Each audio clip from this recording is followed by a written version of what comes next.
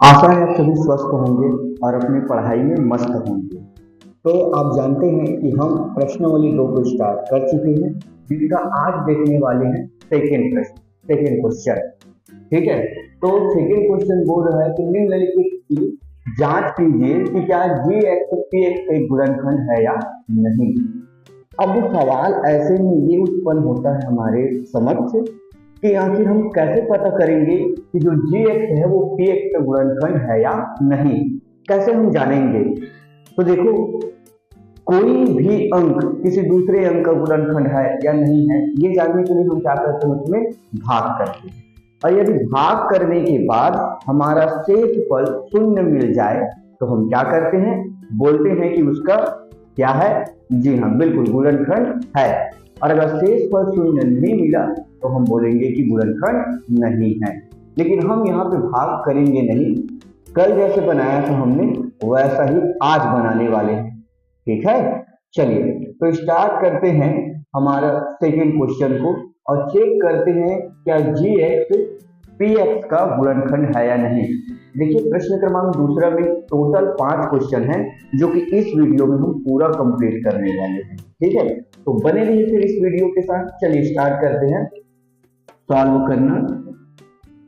देखिए यहां से सुनिए, हमारे पास पी एक्स बराबर इतना दे दिया गया है। जी हाँ, पी एक्स बराबर है हमारा एक्स की पावर 3 माइनस 4x की पावर 2 प्लस एक्स प्लस 6, ये हमारा पी एक्स की वैल्यू है। अब हम लिखेंगे जी एक्स की वैल्यू कितना है हमारा, क्या जी एक्स की वैल्यू है हमारे पास एक्स माइनस 3। कोई दिक्कत। अब यहाँ से स्टार्ट करने वाले हैं, देखिए शेषफल प्रमेय। अगर आपने पिछला वीडियो देखा है तो आपको पूरा समझ में आ जाएगा, और अगर नहीं देखा है तो प्लीज देखिए पहला वीडियो, हमारा इस प्रश्नावली का पहला वीडियो। ठीक है, चलिए तो शेषफल प्रमेय से क्या करते हैं, शेषफल प्रमेय से जी एक्स बराबर 0 रखते हैं, सपोज करते हैं। अब ये शेषफल प्रमेय ये भी बोलता है जी एक्स बराबर हमको क्या करना है, 0 रखना है। तो क्या जी एक्स बराबर 0 रख दिया तो क्या हम ऐसा लिख सकते हैं, क्या एक्स माइनस 3 बराबर 0। क्योंकि ध्यान से देखिए, जी एक्स की जगह में क्या रख सकते हैं, एक्स माइनस 3 तो रख सकते हैं, तो हमने रख दिया एक्स माइनस 3 क्योंकि दोनों बराबर में है। अब हम क्या करेंगे, इस x की वैल्यू को ज्ञात करने के लिए इस 3 को इधर पक्षांतर करेंगे, तो प्लस 3 पक्षांतर होके क्या हो जाएगा, प्लस 3 हो जाएगा। माइनस 3 पक्षांतर होके इधर क्या हो जाएगा, जी हाँ प्लस 3 हो जाएगा। चलिए अब हम जो है आगे सॉल्व करते हैं। तो अब हम क्या करेंगे, पी एक्स में इस 3 को रखेंगे। ठीक है, चलिए रखते हैं। तो ये हो जाएगा x इज इक्वल टू, यहां से ध्यान से देखिए, देखिए जी वेरी गुड, ये हो जाएगा x की घात, यहाँ पे मान रख देते सीधा सीधा, तो एक देखिए 3 की पावर 3 माइनस 4, फिर 3 की पावर 2, फिर प्लस 3, फिर प्लस 6। देखो जहां जहां पे हमारा x था वहां वहां पे हमने क्या कर दिया, 3 कर दिया। क्यों किया, क्योंकि यहाँ पे x बराबर में कितना रखने को बोला जा रहा है, 3 रखने को बोला जा रहा है, इसलिए हमने यहाँ पे क्या कर दिया, 3 रख दिया। चलिए आगे बढ़ते हैं और सॉल्व करते हैं। 3 हो जाएगा, यहाँ भी मैं 3 ही रखूंगा। ठीक है, चलिए यहाँ से हो जाएगा 27। अब कैसे हुआ ये आपको मालूम होना चाहिए। ठीक है, चलिए आगे बढ़ते हैं। फिर माइनस, यहाँ पर अगर सॉल्व करें तो हो जाएगा, देखना 3 का 3 के साथ मल्टीप्लाई करेंगे तो 9, और 9 चौक होता है 36, फिर हो जाएगा हमारे पास 36 प्लस 3 और 6 कितना हो जाएगा, 9। देखो 9 जो है प्लस में है और 27 भी प्लस में, 9 और 27 को जोड़ेंगे तो कितना हो जाएगा हमारे पास, 36 माइनस 36 बराबर कितना, 0। तो हमारा पी एक्स, हमारा जो शेषफल है वो कितना आ गया हमारे पास, 0। अतः हम कह सकते हैं कि जो जी एक्स है वो पी एक्स का क्या है, एक गुणनफल है। ठीक है, क्योंकि शेषफल हमारा 0 आ गया। अगर 0 नहीं आता तब की कंडीशन में बोलते कि जी एक्स पी एक्स का गुणनखंड नहीं है, लेकिन यहाँ पे 0 है, इसलिए हम बोलेंगे अतः जी एक्स पी एक्स का एक गुणनखंड है। एक गुणनखंड है। ठीक है, चलिए आगे बढ़ते हैं, तब तक आप इसको स्क्रीनशॉट लीजिए। चलिए तो अब बात करेंगे हम लोग इस प्रश्न क्रमांक दूसरा का दूसरा क्वेश्चन के ऊपर, जो कि कुछ ऐसा है। जी एक्स बराबर हमको दे दिया गया एक्स प्लस वन और पी एक्स बराबर दे दिया गया हमको 2x की पावर 3 प्लस एक्स की पावर 2 माइनस 2x प्लस 1।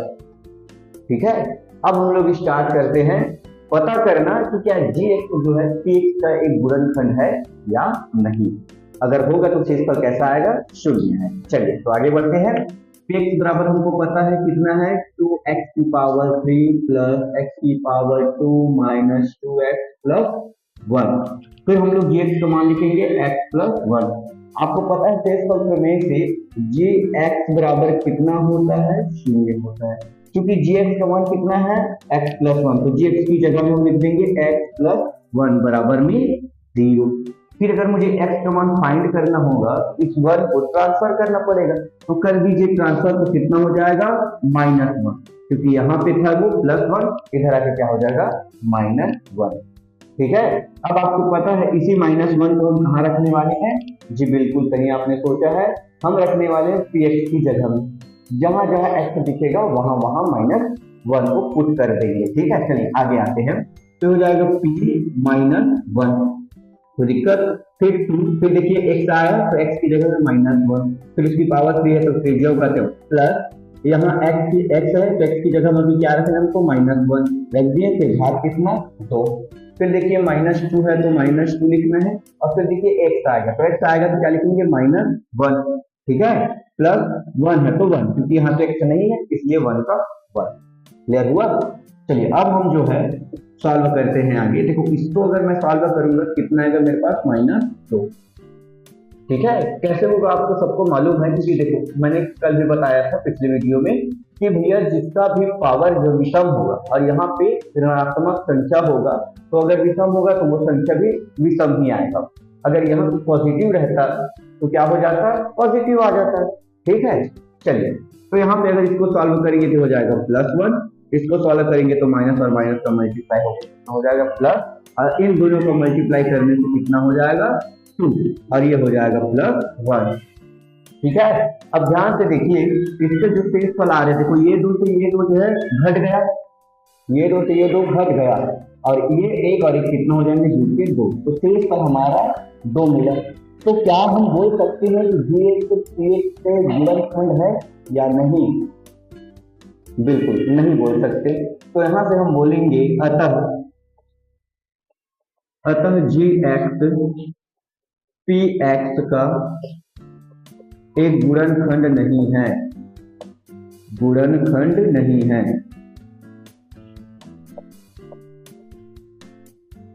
ये लीजिए, ठीक है, नोट कर लीजिए। आई होप आप लोगों ने पूरा नोट कर लिया होगा।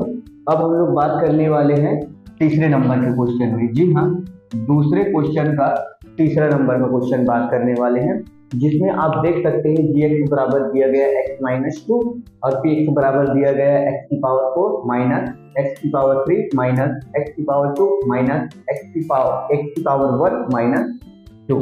ठीक है, चलिए अब यहाँ से हम लोग पी एक्स की मान रखेंगे, जहाँ पे x की पावर 4 माइनस x की पावर 3 माइनस x की पावर 2 माइनस x की पावर 1 माइनस 2। ठीक है, और जहाँ जी एक्स बराबर दिया गया है x-2। फिर हम जानते हैं कि शेषफल प्रमेय से जी एक्स बराबर क्या होता है, 0, और जी एक्स के बराबर में कितना है x-2, तो हम लिख देंगे जी एक्स के बराबर में x-2 और लिखेंगे 0, क्योंकि हमको यहाँ से क्या प्राप्त करना है, x की वैल्यू। तो x की वैल्यू ज्ञात करने के लिए हम क्या करेंगे, इसको पक्षांतर कर देंगे 2 को, तो जो -2 है वो इधर आके हो जाएगा +2। अब यही है x की वैल्यू, जहां पे हमको जहां x दिखेगा वहां पे हमको +2 रखना है। चलिए रखते हैं, तो यहाँ से देखिए ध्यान से, फिर हो जाएगा p x की जगह में रख देंगे 2 बराबर x की पावर 4 है, तो यहाँ x की जगह में रखेंगे 2 और उसकी पावर लगाएंगे 4 -3, यानी कि यहाँ पे लिखेंगे 2 की पावर 3, फिर -2 की पावर 2, फिर -2, सिर्फ 2, फिर -2। ठीक है, चलिए आगे बढ़ते हैं। आगे बढ़ेंगे तो यहाँ से अगर इसको सॉल्व करेंगे तो हमको मिल जाएगा 16। कितना मिलेगा? 16। कैसे 16 मिलेगा वो भी देख लीजिए। देखो हम लोग 2 की पावर 4 है, जो 2 की पावर 4 है तो उसको हम क्या कितने बार 2 लिखेंगे? 4 बार गुणा करके 2 को लिखेंगे, फिर इसको गुणा करेंगे 2 दूनी 4, 4 दूनी 8, 8 दूनी 16। तो इस तरह से हमको मिलेगा 16। अब इसी तरीके से देखो यहाँ पे 3 है, उसकी पावर में कितना है? 3 है, तो इसलिए हमको 3 बार, तो 2 दूनी 4, 4 दूनी 8, तो यहाँ कितना मिल जाएगा? 8। इसकी पावर इस बार कितना है? 2 है, तो 2 दूनी कितना हो जाएगा? 4। तो यहाँ से लिख देंगे हम लोग 4। फिर यहाँ पे तो -2 और -2 है ही। अब सबको अगर जोड़ेंगे तो देखना ये हो जाएगा आपका 16 - 16, अर्थात कितना मिल गया हमको? 0। कितना मिल गया हमको? 0। तो यहाँ से हम लिख सकते हैं कि भैया अतः gx px का एक गुणनखंड है। क्या है? एक गुणनखंड। जी हाँ है, ये लीजिए। चलिए नोट कर लीजिए, फिर इसको अच्छे से इत्मीनान के साथ नोट करो, या तो आप स्क्रीनशॉट ले सकते हैं। ठीक है, चलिए लीजिए। चलिए तो अब हम देखने वाले हैं प्रश्न क्रमांक दूसरा का चौथा नंबर का क्वेश्चन। कितने नंबर का क्वेश्चन? चौथा नंबर का क्वेश्चन, जहां gx बराबर दिया गया है x - 1 और px बराबर दे दिया गया है x की पावर 3 प्लस 5x की पावर 2 माइनस 5x प्लस 1, ये हमको दे दिया गया है। तो चलिए अब हम इसको चेक करते हैं क्या gx px का गुणनखंड है या नहीं है। चलिए तो देखिए, तो यहाँ से हम क्या करने वाले हैं? px का मान रखेंगे x की पावर 3 प्लस 5x की पावर 2 माइनस 5x प्लस 1।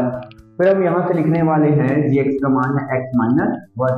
अब हम जानते हैं शेषफल प्रमेय से gx बराबर कितना होता है? जी हाँ बिल्कुल, gx बराबर x - 1 है यहाँ पे, तो हम लिख देंगे x - 1 और बराबर 0। 0 कहाँ से आया? तो शेषफल प्रमेय से। ठीक है, अब यहाँ से हम क्या करेंगे? इस -1 को इधर ट्रांसफर कर देंगे, तो -1 इधर आके क्या हो जाएगा? +1। अब इसी +1 को आप px में जहां जहां x दिख रहा है वहां वहां पे रखोगे। तो चलिए रखते हैं कुछ इस तरह से। तो px की जगह लिखेंगे +1 बराबर x की पावर 3, यानी कि हो जाएगा 1 की पावर 3 प्लस 5x की पावर 2 है, तो वहां लिखेंगे 1 की पावर 2 माइनस x की पावर 5x की है, तो वहां लिखेंगे 1 और +1। ठीक है, चलिए सॉल्व करने स्टार्ट करते हैं। आपको पता है कि 1 की पावर कुछ भी हो, 1 की घात कुछ भी हो, वह 1 ही होगा। ठीक है, इसका हो जाएगा आपके लिए 5 और इसका हो जाएगा आपके लिए 5 और ये हो जाएगा +1। अब ध्यान से देखिए, ये प्लस और माइनस होने के नाम से दोनों आपस में कैंसिल हो जाएंगे, लेकिन ये और ये कैसे हो जाएंगे? दोनों जुड़ जाएंगे, क्योंकि दोनों ही पॉजिटिव है। तो आप मुझे बताओ क्या शेषफल 0 आया? नहीं, बिल्कुल नहीं। तो अतः हम कह सकते हैं कि gx का जो है px का गुणनफल नहीं है। ठीक है, इसको लिख देता हूं मैं, अतः gx px का एक गुणनखंड नहीं है।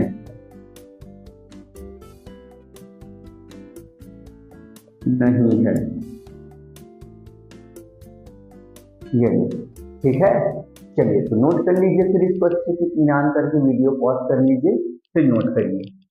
चलिए तो अब देखने वाले हैं हम लोग क्वेश्चन नंबर दूसरा का 5वां नंबर का क्वेश्चन। देखिए यहाँ हमको दिया गया है gx बराबर x प्लस 1 5 4, यहाँ हमको क्या दिया गया है? चलिए तो अब देखने वाले हैं हम लोग प्रश्न क्रमांक दूसरा का 5वां क्वेश्चन, जहाँ पे दिया गया है gx बराबर x प्लस 4 और हमको दिया गया है px बराबर x की पावर 2 प्लस 2x माइनस 1। चलिए तो अब इसको स्टार्ट करते हैं सॉल्व करना। तो हम लिखेंगे px बराबर कितना है?